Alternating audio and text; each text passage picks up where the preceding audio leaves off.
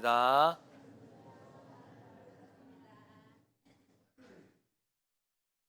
지난 시간에는 이삭이 온유함으로 살아가면서 브엘세바에 정착하게 되었고, 그 믿음으로 살아가는 그 삶 속에 브엘세바에 정착하게 되면서 대대로 그 후손들이 그 남쪽 지방 브엘세바가 경계가 되었다라는 말씀을 보았습니다.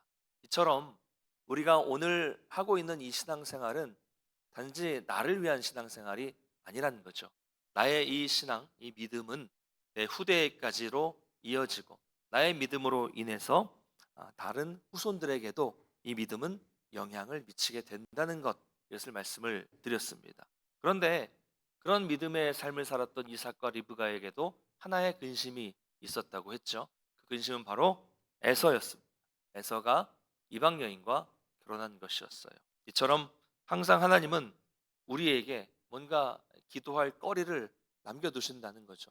항상 잘 되고 항상 좋은 일만 있는 것은 아닙니다. 우리 가운데 삶 속에 기도할 수 있는 거리들을 남겨두셔서 계속 하나님께 붙어있게 만드신다는 거죠. 이처럼 우리는 항상 하나님 앞에서 우리 자녀들과 후손들을 위해서 기도하는 삶을 살아야 합니다. 자, 이제 오늘 우리가 보게 될 27장, 참 긴 내용인데 끝까지 뒤까지 읽어야 되는데 제가 10절까지만 읽었어요. 이 말씀 안에는 이삭과 리브가, 에서와 야곱의 이야기가 나오고 있습니다. 믿음의 가정인데 참 많은 문제가 나타나요. 믿음의 조상 아브라함이라고 해서 믿음만 좋았던 사람은 아니잖아요. 우리가 살펴봤지만 많이 실수하고 인간적인 연약함을 보여주었습니다. 또 온유한 삶으로 하나님께 복을 받은 이삭도 마찬가지죠. 부족해요. 리브가, 에서, 야곱 다 마찬가지입니다. 그것이 우리 인간의 모습입니다. 그렇다고 해서 우리는 이것을 당연하게 생각해서는 안 되죠. 나는 연약하니까 어쩔 수 없다. 아니에요. 아니죠. 그래서 말씀을 통해서 왜 이런 믿음의 사람들에게 이런 문제가 생기게 되었는가를 보면서 그것을 우리의 삶에 적용할 수 있어야 합니다.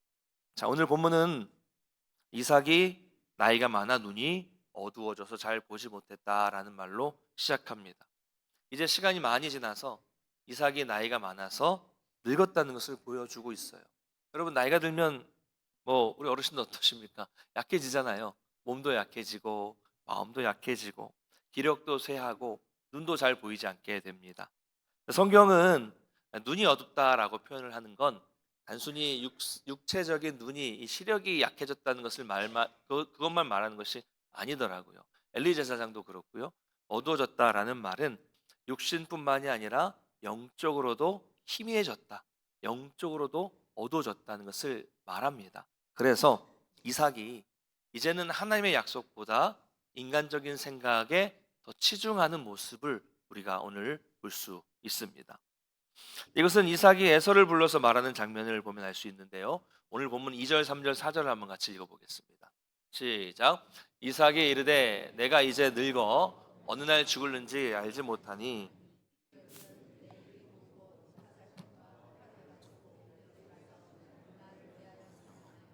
내가 즐기는 별미를 만들어 내게로 가져와서 먹게 하여 내가 죽기 전에 내 마음껏 내게 축복하게 하라. 아멘. 뭐라고 말씀하고 있어요? 나를 위하여 사냥하고 내가 즐기는 별미를 내게 가져와서 내가 먹게 하라. 온통 중심은 나, 나, 나 중심입니다. 나이가 많아서 눈도 어두워지고 영적으로도 어두워졌는데 이삭의 관심사는 뭐예요? 내 입맛에 맞는 별미, 내 입맛이라는 거예요. 여러분, 믿음의 사람 이삭이라면 좀 더 다른 말을 할 줄 알았는데 노인이 되니까 온통 관심이 입맛에만 관심이 있어요. 우리 어르신들 이 입맛이 잘 안 나잖아요, 그렇죠? 음식 잘 못 드시잖아요. 그러니까 입맛에 관심이 있는 겁니다. 먹는 건 물론 중요하죠. 중요한데 문제는 온통 자기중심적이다라는 게 문제예요. 자, 보십시오. 입맛에 맞은 것을 가지고 오면 내가 너를 축복해 주겠다. 그렇죠? 조건입니다. 조건이에요. 근데 여러분, 아버지는 아들에게 조건을 거는 게 아니라 그냥 축복해 줄 수 있는 축복권이 가장에게 있어요. 그냥 해주면 됩니다. 그런데 조건을 자꾸 내세우는 것을 보면 입맛에 안 맞는 걸 가져오면 안 해준다는 얘기잖아요. 조건을 내세우는 것을 보면 이삭이 나이가 들면서 자기만 생각하는 사람으로 좀 변했다라는 것을 알 수 있는 것입니다. 또 뭐라고 말하냐면요. 2절을 보니까 내가 이제 늙어 어느 날 죽을지 알지 못하니 이렇게 생각하고 있어요. 어느 날 죽을는지 알지 못한다. 자기가 이제 나이가 많이 들어서 언제 죽을지 모르니 죽기 전에 빨리 내가 축복을 해줘야겠다라는 조바심이 생긴 거예요. 네, 곧 죽을 것 같죠? 안 죽어요. 네, 무려 40년 이상을 더 살아요. 자기 생각입니다. 어떤 분은 50년이라고 말하기도 합니다. 그건 뭐 40년을 더 사는데 자기는 그냥 조바심이 난 거예요. 마음이 조급해진 거죠. 그러니까 영적으로 아주 어두웠다는 증거입니다. 그래서 에서에게 자기가 즐기는 별미를 가져오게 해서 그런 마음껏 축복하겠다고 한 겁니다. 이것이 이 조바심이 이삭의 실수예요. 이 문제로 인해서 모든 문제가 생기는 거거든요. 자, 그런데 이 이야기를 이제 리브가가 들어요. 여기서 들었다는 말은 옆에서 들었다는 얘기가 아니라 엿들었다는 거예요. 숨어서 엿들었다는 겁니다. 그 부부가 대화를 하지 않았다는 거예요. 이 부분에 있어서 말을 하지 않았어요. 언제부턴가 이삭과 리브가는 소통이 끊겼다는 겁니다. 그래서 리브가가 이 대화를 몰래 엿듣고 에서가 사냥하러 간 사이에 야곱에게 이야기해 줍니다. 지금 지난 시간에 말씀드렸지만 이 네 식구가 극명하게 두 편으로 갈렸습니다. 여러분, 이것이 정상적인 가정의 모습입니까? 겉으로 볼 때는 믿음이 좋아 보이는 집안인데 그렇지 않았어요. 아버지는 영적으로 어두워져서 분별력이 없이 조바심을 내고 있고요. 어머니는 역시 그 아버지의 모습을 이야기를 듣고 자기도 조바심이 내서 자기 생각대로 하나님의 일을 이루려고 지금 조바심을 내고 있습니다. 둘째는 첫째의 축복권을 뺏으려고 조바심이 나 있죠. 첫째는 뭐예요? 제일 생각이 없어요. 아무 생각이 없어요. 그냥 장자권이고 뭐고 생각도 없고 그냥 아버지가 음식 가져오면 축복해 준다니까 그냥 그것 때문에 그냥 복은 좋으니까 그래서 사냥하러 나갔어요. 여러분, 오늘 이 문제는 하나님의 뜻을 기다리지 못하는 조급함 때문에 생긴 것입니다. 자기 생각이 앞서고 저마다 또 자기 뜻대로 이루고 싶어서 불안하게 되니까 서로 이런 문제가 생긴 거예요. 여러분, 그래서 신앙은 기다림이라고 하는 겁니다. 기다림. 좋은 일이라도 아무리 좋은 일이라고 하더라도 빨리 이룰 수 없어요. 하나님의 때가 다 있는 것입니다. 우리가 기다리는 것이 힘들지만 하나님의 때를 잘 기다릴 수 있는 것이 이것이 신앙입니다. 성도는 그래서 기도가 필요해요. 마음이 조급해져도 여러분 어때요? 기도하면 조급함이 사라져요. 기도하는 가운데 내가 몰랐던 하나님의 뜻을 깨닫게 되면서 조급함은 사라지고 마음속에 평안이 오게 되는 것입니다. 할렐루야.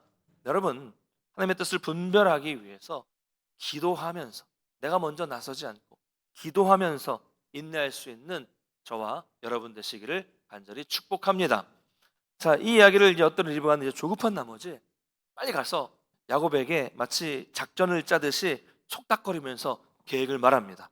아버지 에서가 아버지 이삭이 아버지가 에서에게 복을 주려고 하니까 너는 빨리 가서 속닥속닥 하는 거예요. 그래서 염소 새끼 2마리를 가져와라. 그러면 내가 그것으로 아버지 좋아하는 별미를 만들어 줄 테니까 네가 가지고 들어가. 네. 여러분, 집안에서 이렇게 비밀 작전을 짜야 됩니까? 여러분 가정도 그러세요? 네? 엄마가 아빠 몰래 막 이런 얘기 해요? 마치 무슨 재벌가가 나오는 막장 드라마 같은 데서나 나올 법한 그런 일이 지금 이 내 식구, 이 가정 안에서 벌어지고 있는 것입니다. 지금 리브가는 아들에게 뭘 얘기하고 있는 거예요? 이웃집, 옆집 아저씨를 속이라고 하는 게 아니에요. 그렇죠? 누굴 속이라고요? 자기 아버지를 속이라고 하는 거예요. 아내가 자기 남편을, 아들이 자기 아버지를 속이라고 하는 것입니다. 아마도 리브가는 하나님 말씀을 기억한 것 같아요. 이 에서와 야곱이 자기 태 속에 있을 때 하나님이 하신 말씀을 기억하고 있었습니다.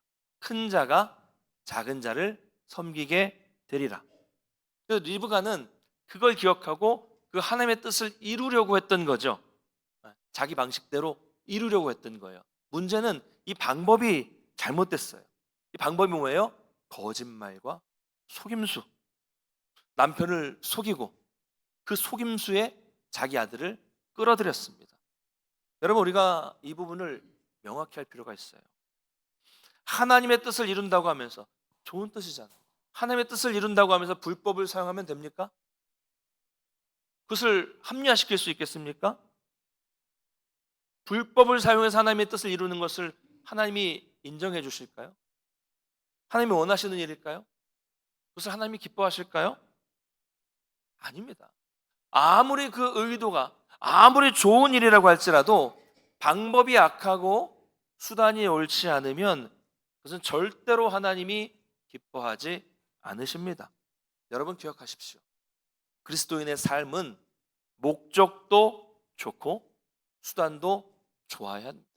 교회도 마찬가지예요. 목적도 선하고 수단도 선해야 됩니다. 이게 우리의 기본 전제가 돼야 돼요. 그래야 더 이상 세상이 우리를 향해서 교회를 향해서 손가락질하지 않아요. 우리는 지켜야죠. 세상은 그렇지 않아요. 세상은 좋은 목적을 위해서라면 뭐 어느 정도 뭐 편법이건 불법이건 어느 정도는 괜찮다고 말을 합니다. 여러분 절대로 속지 마십시오. 우린 그래서 안 돼요. 좀 극단적인 한번 예를 들어볼게요.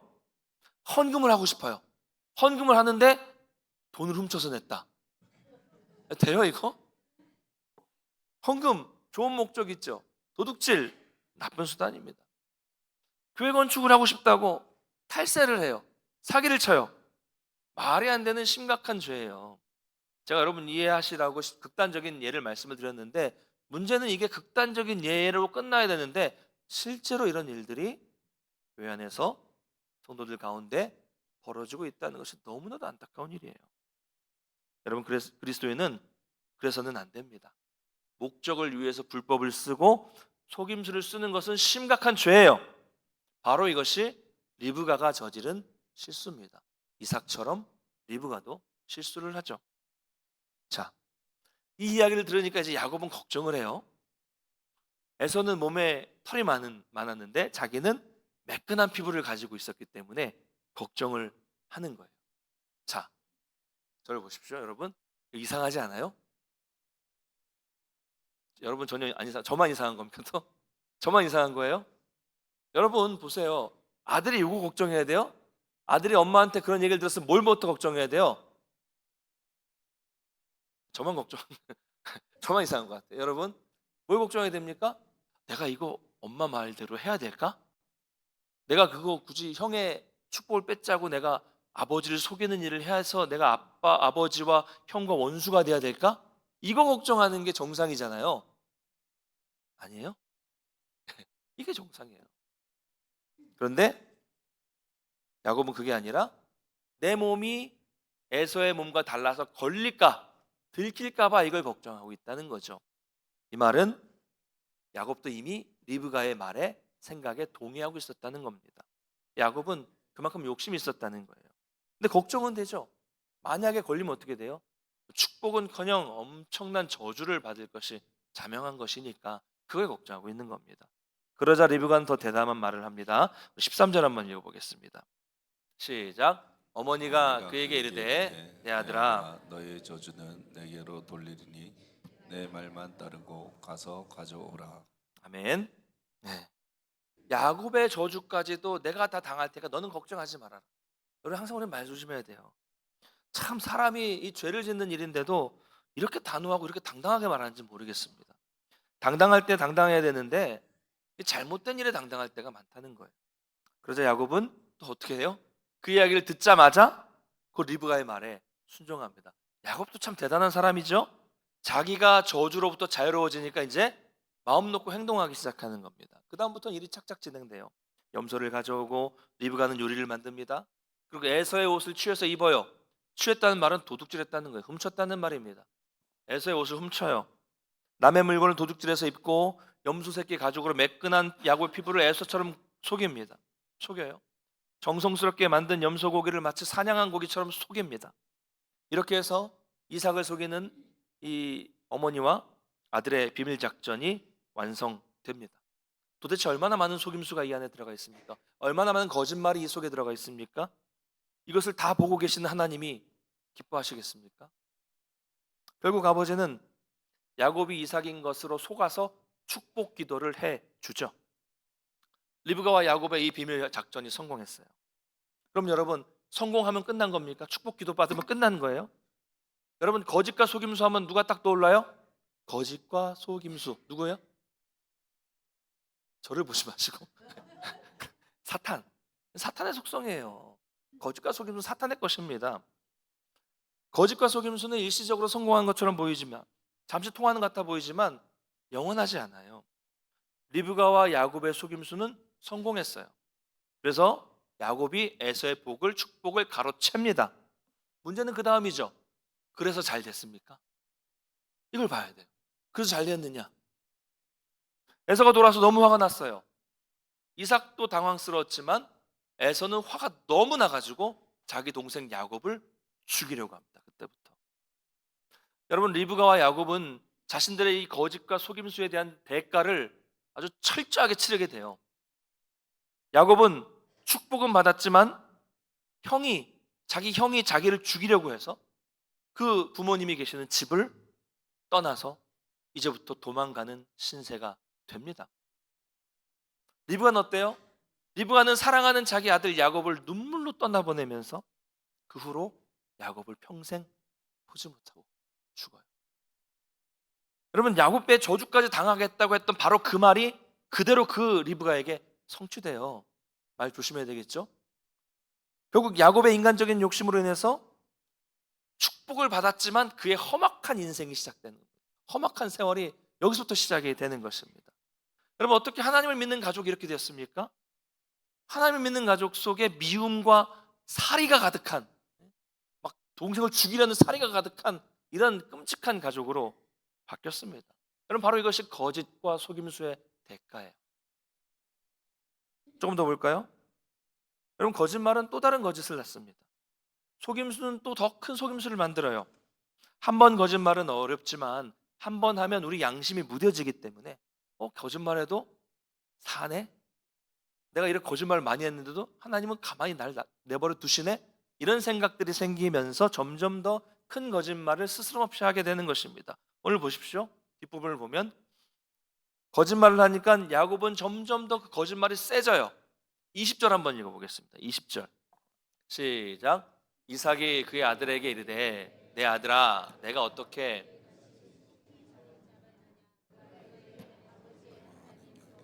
나를 순조롭게 만나게 하셨습니다. 아멘. 자, 여러분, 이제는 하다가 누구 이름을 들먹여요? 하나님의 이름까지 들먹이면서 거짓말을 합니다.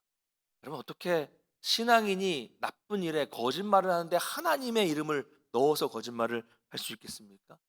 여러분, 가능하세요? 거짓말하면서 하나님이 그랬다, 가능하십니까? 이거 두려운 일이잖아요. 너무 쉽게 하고 있어요. 그냥 막 자연스럽게 술술 나와요. 뒤에 보면 이삭은 계속 물어봐요.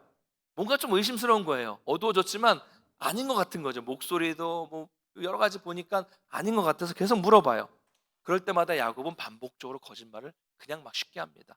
내가 에서가 맞느냐? 네, 맞습니다. 정말 에서가 맞느냐? 예, 제가 에서예요. 계속 그냥 거짓말이 그냥 쉽게 막 나옵니다. 이게 거짓말과 속임수의 속성이에요. 여러분, 남의 복을 가로채고 거짓말을 했을 때 혹시라도 복이 온다면 그 복은 복이 아니라 저주입니다. 저주예요. 왜 그렇습니까? 복은 누구에게 나와요? 진실하신 하나님으로부터 나오는 것이기 때문입니다. 인간에게는 복을 줄 수 있는 권한이 없어요. 복은 사람에게 있지 않습니다. 하나님이 주셔야만 얻는 것이 복이에요. 그런데 거짓과 속임수를 하나님이 다 알고 계시는데 하나님 복을 주시겠습니까? 그럴 리 없죠. 그래서 야곱은 속임수로 축복 기도를 받았지만 실제로는 복이 아니라 험악한 삶을 살게 됩니다. 여러분, 이삭은 야곱을 축복해 줬어요.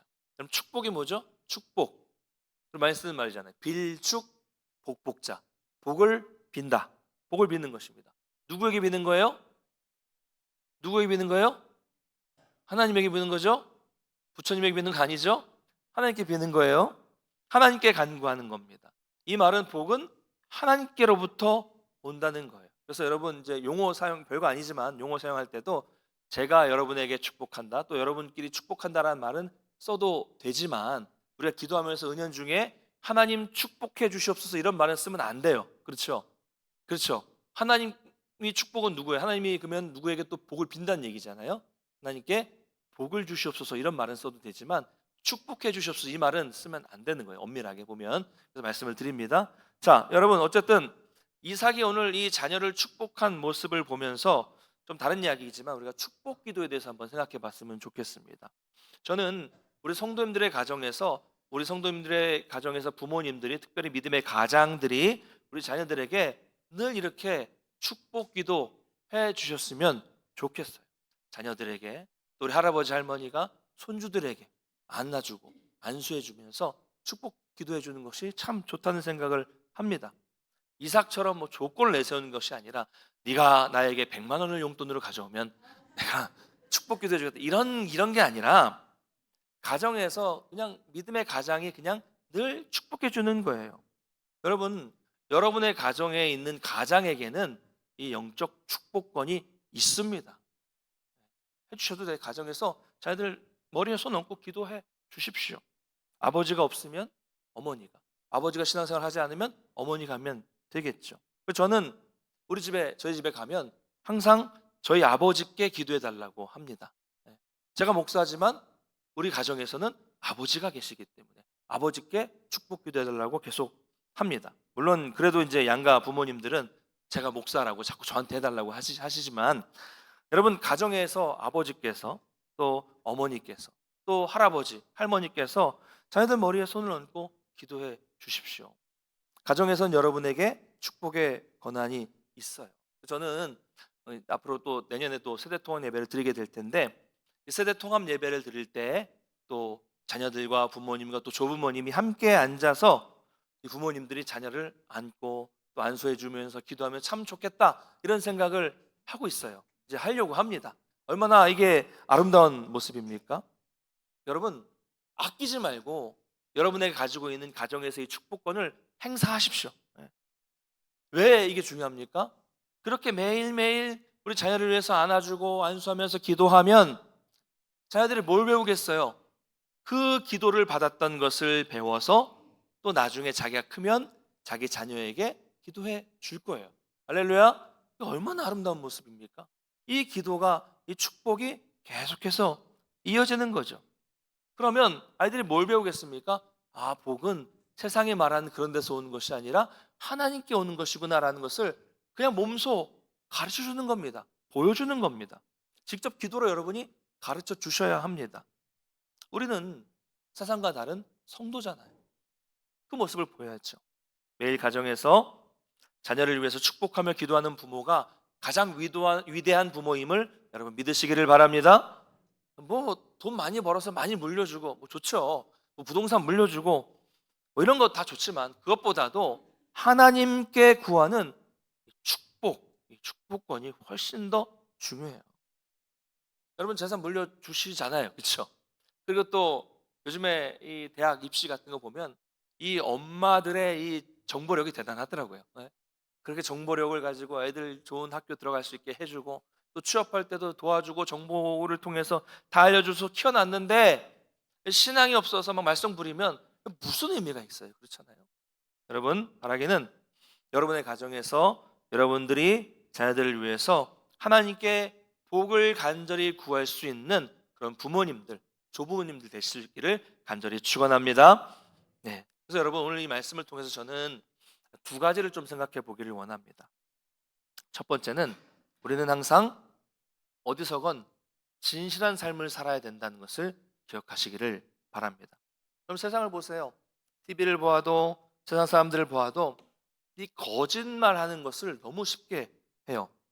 남을 속이는 것을 뭐 아무렇지도 않게 하는 분들도 계십니다. 그래도 우리는 세상과 달라야죠. 어떻게 다를까요? 뭐 엄청난 거, 뭐 대단한 거 하라는 거 아닙니다. 다른 것보다도 항상 내가 하나님 앞에서 정직하고 또 나 자신에게 정직하면 됩니다. 우리가 대단한 거 하지 않아도 정말 오늘 이 말씀에 나오는 이런 속임수, 거짓말이 아니라 정말 하나님 앞에서 또 나 자신에게, 또 더 나아가서는 주변 사람들에게 정직한 것, 이것만이라도 잘할 수 있는 그런 성도들 되시기를 간절히 소망합니다. 자, 두 번째는 뭘 기억했으면 좋겠냐면요, 우리가 부족하고 실수투성임에도 불구하고, 그럼에도 불구하고 하나님은 그 약속을 변함없이 이루시는 분이다라는 것을 기억하기를 바랍니다. 이삭도 리브가도 야곱도 에서도 문제가 많은 사람들이었습니다. 오늘 말씀을 보면 온통 인간들의 실수하는 이야기가 나오고 있습니다.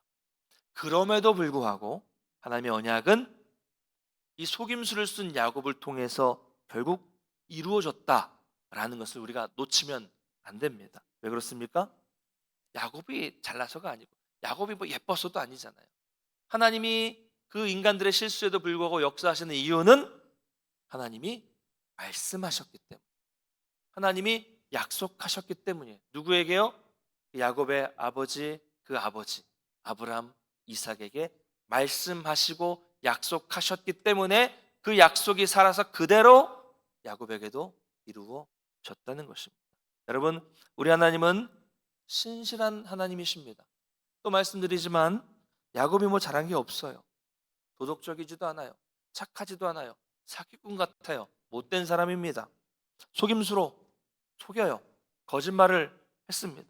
속임수로 얻은 것은 없어요. 근데 제가 묵상하다 보니까 본받을 만하다고 해야 될까? 뭐 딱 하나 있어요. 딱 하나. 딱 하나, 그게 뭐냐면 하나님의 복이 최고라는 것만은 알았던 것 같아요. 그렇죠? 그걸 알고 있으니까 장자권도 빼앗고 뭐 속여서라도 어떻게 그 복을 얻어야겠다는 이 간절함일까요? 사모함일까?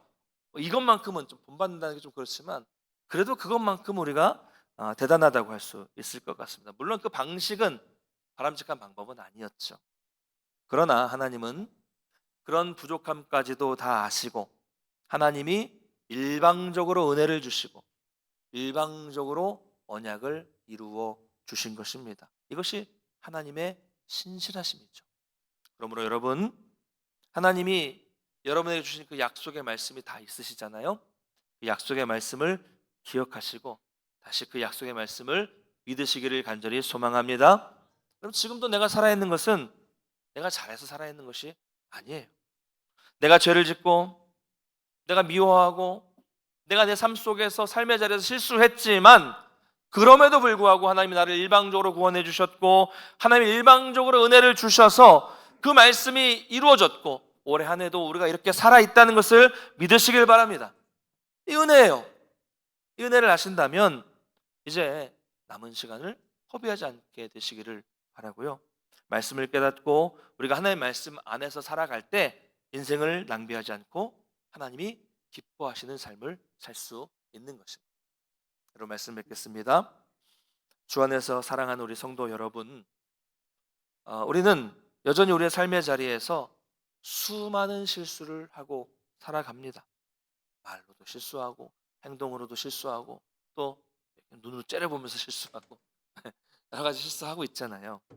그러나 그런 우리가 삶의 자리에서 벌어지는 수많은 실수에도 불구하고 하나님은 우리를 그 삶의 자리, 실수 속에서 지금도 계속 만들어가는 중에 있다는 것을 좀 기억했으면 좋겠어요. 나도 여러분도 다 실수하는 사람들이고요. 교회 안에서도 마찬가지예요. 왜 저 사람은 도대체 저런 식으로 살아갈까? 너무 그러지 마세요. 나도 그렇거든요. 그렇잖아요. 우리는 아직 하나님이 그 실수를 통해서 만들어가는 중에 있다는 거예요. 야곱도 보십시오. 실수해서 넘어지지만 다시 일어나게 하시고 다시 단련시켜 주시고 또 쓰러지지만 또 일어나게 또 세워주시는 것이 반복되고 있습니다. 그래서 우리는 뭘 깨달아요? 결국 나는 하나님의 은혜로만 살아갈 수 있구나라는 것을 깨닫게 하시는 거예요. 여러분, 지금도 혹시 실수하고 넘어지시고 낙심한 분들이 계십니까? 절대로 여러분 좌절하지 마십시오. 나는 안 돼, 포기하지 마시고요. 아직 끝이 아닙니다. 하나님은 결코 여러분을 그대로 내버려 두지 않으십니다. 다시 은혜 부어주시고 세워주셔서 반드시 사용하실 것입니다. 여러분, 기도하시면서 기다리십시오. 그래서 실수에도 불구하고 내 실수에도 불구하고 연약한 나를 다시 세워주시고 다시 이끌어주시는 놀라운 하나님의 크신 은혜를 경험하게 되시기를 주님의 이름으로 간절히 축원합니다. 우리 다 같이 자리에서 일어나셔서 찬양하고 한번 기도하겠습니다.